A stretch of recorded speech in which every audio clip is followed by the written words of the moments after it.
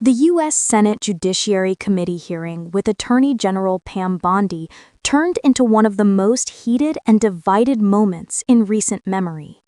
Her testimony on Tuesday laid bare the deep political rift between Democrats and Republicans and how each side views justice in America today. Throughout the session, lawmakers from both parties clashed sharply over allegations that the Justice Department has been politically weaponized. Democrats accused Bondi of letting former President Donald Trump influence prosecutions, including the controversial indictment of former FBI Director James Comey.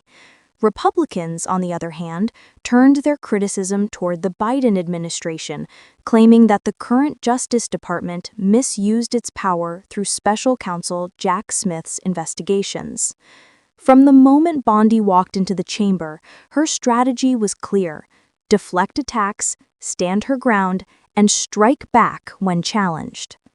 When pressed about Trump's alleged ties to Jeffrey Epstein and the DOJ's handling of related investigations, Bondi fired back at Democrats, pointing out what they called their own selective outrage.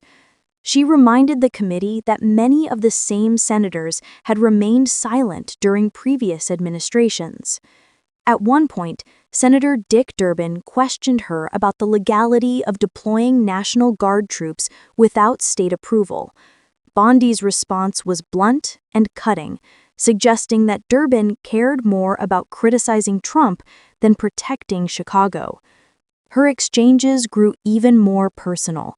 When Senator Richard Blumenthal raised questions about Bondi's law firm connections, she attacked his credibility by revisiting past controversies over his military record.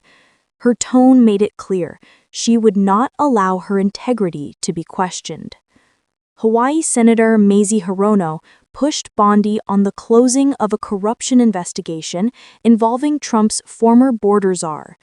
Bondi dismissed the question and fired back with a rhetorical jab about Hirono's own activism, drawing gasps from some in attendance. Even in calmer moments, Bondi took every opportunity to turn the discussion back on Democrats, criticizing them for the ongoing government shutdown and claiming that her department's employees were working unpaid because of what she described as partisan politics.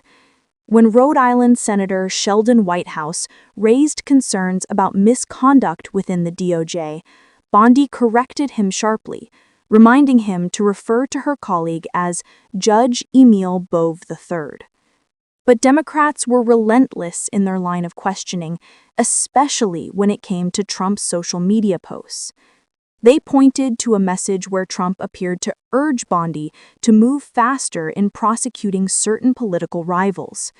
Less than a week later, James Comey was indicted. Senator Amy Klobuchar pressed Bondi directly, asking if she viewed Trump's post as an order. Bondi refused to concede, describing Trump as the most transparent president in American history and insisting there was no secret directive. Senator Blumenthal also produced a photograph showing Bondi dining at the White House the night before Comey's indictment. She refused to discuss any private conversations with the president, saying simply that she would not confirm or deny any discussions she may have had. Republicans quickly came to her defense. They argued that the real abuse of power came from the Biden administration.